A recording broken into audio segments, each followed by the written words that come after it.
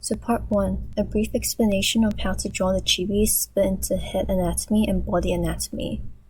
So for the head, the key thing is to make the face chubby, and then make the eyes massive, around half the size of the head, and you can stylize the eyes later. For the hair, in comparison to non-chibi drawings, the strands are in less detail. Focus more on the overall shape of the hair and make sure it looks natural. Chibis are meant to look cute, so make sure the head is very round, but you can make the edges of the hair pointy according to your character designs. I have included a front view and a side view of the chibis. These here are just quick freehand sketches to illustrate my points, so the drawings aren't that great, but I have included 2 detailed examples later on in the second part of this video. I also included a third head to try to draw different facial expressions, I guess.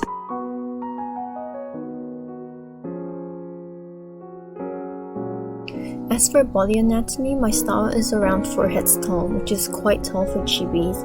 Key features are a very thin neck, way longer lower body compared to upper body.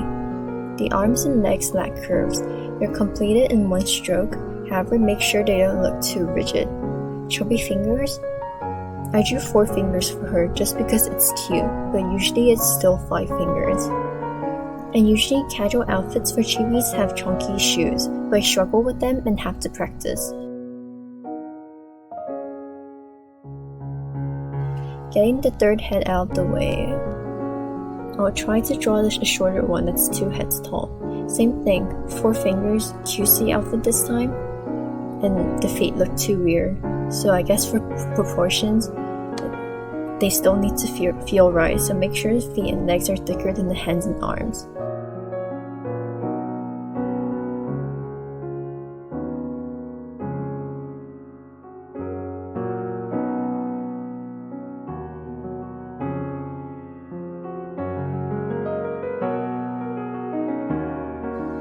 And finally, your last one that's 1.5 heads. Part 2, examples featuring Suzuya Juuzou from Tokyo Ghoul. Going to be drawing 2 of his designs, and those are what they need to catch up with on the anime. Starting with the basic sketch of the outline. Not sure how to explain. For beginners, probably recommend copying some pose references that can easily be searched up online. For this one, I'm drawing him with his hands in his pockets, and here is the outfit reference. For sketches, preferably use a different color, and usually the line art is done using black. Remember to create a new layer when lining the sketch.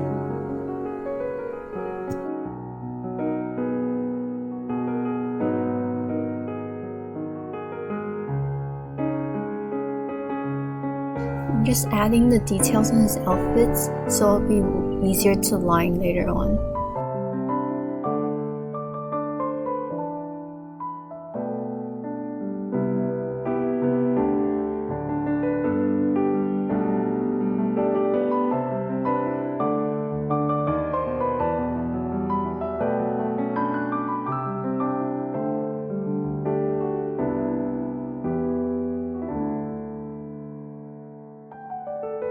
For line art, make a new layer. I used this brush called the shell brush under the Procreate preset calligraphy brush set because it has a nice texture. I also used this to do the sketch, but it's more important for the line art.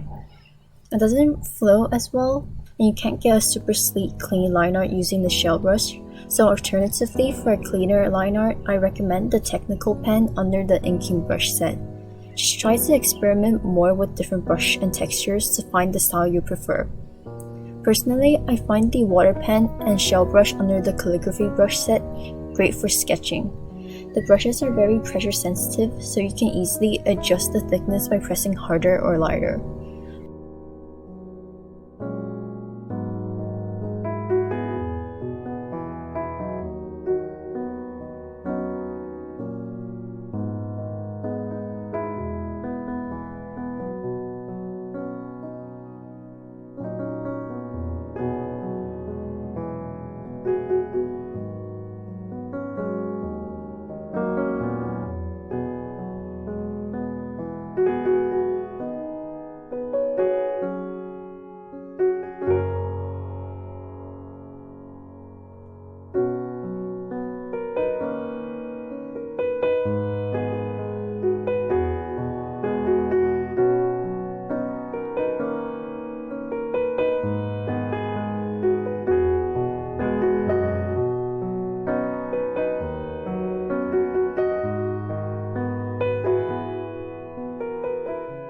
I also like to add a bit of dark shadows and cross-hatching on my line art because my style is more 2D.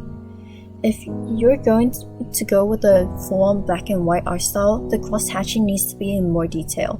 But for me, I like to incorporate straight vertical strokes as a sort of pattern on the cloth. Actually, it's not just limited to cloth. For patches of dark colors, I sometimes use vertical strokes to fill it up first.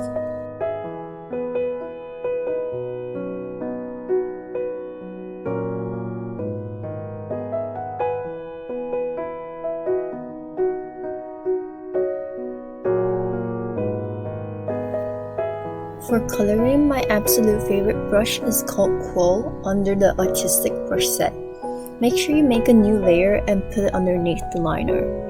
For simple coloring, I'd recommend the round brush and flat brush under the painting brush set because they're really easy to blend, but they don't provide any texture. For Quill, I think this is the brush closest to a watercolor texture. However, it is very transparent, so you need to color the same spot with several layers over and over to make it opaque. Though later on in the video, I'll show you an upside to the transparent effects. For the shadows on the face, I like to use a rosy color, and I don't feel limited to only using skin colors. Experiment with different combinations. I personally like using combinations of light purple and oranges on the skins. Same goes for the other parts of the character. You don't have to follow the color schemes exactly. Add a swatch of other complementary colors here and there to make the drawings more interesting and vibrant. Also, Suzuya has white hair, but you really need to avoid pure black and whites in your drawings. It's really hard to make them work. Pure blacks though sometimes have a great effect of highlighting the focus of the drawing, but I'm not skilled enough to use it well, so I avoid it as well. And here I'm just going to be filling in the rest of the colors.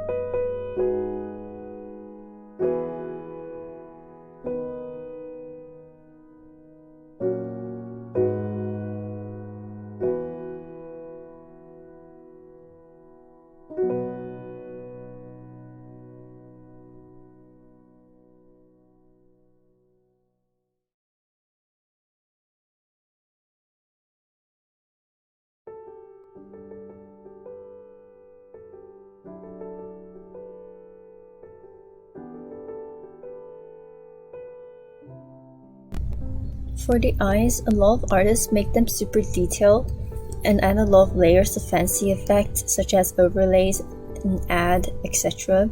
I don't pay too much attention to the eyes, but I could try to make a tutorial on them too. Here I'm adding in more details on his outfit.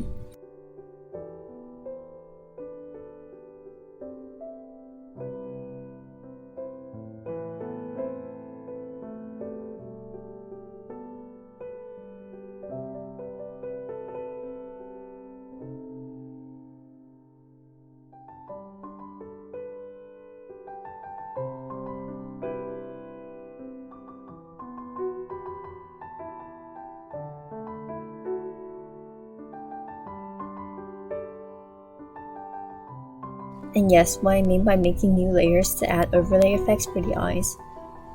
For the liner, you don't have to keep it black. Select Alpha Lock on your layer to lock it. It basically stops you from coloring outside the box, and then you can choose some other color to color over the black liner. I usually like to change the tip of the eyelash to a different color.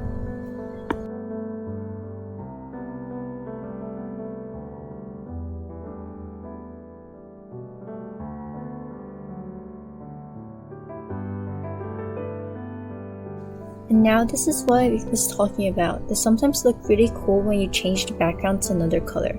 Also, a tip I wish I knew earlier that I'm sharing right now is to adjust the colors by going to adjustments and then curves, and just play around with the overall curve and the RGB separate curves and their values. And then ta-da! And now the second example, sketch, line art, coloring, basically the same process. So I'll just stop talking And here's the reference photo.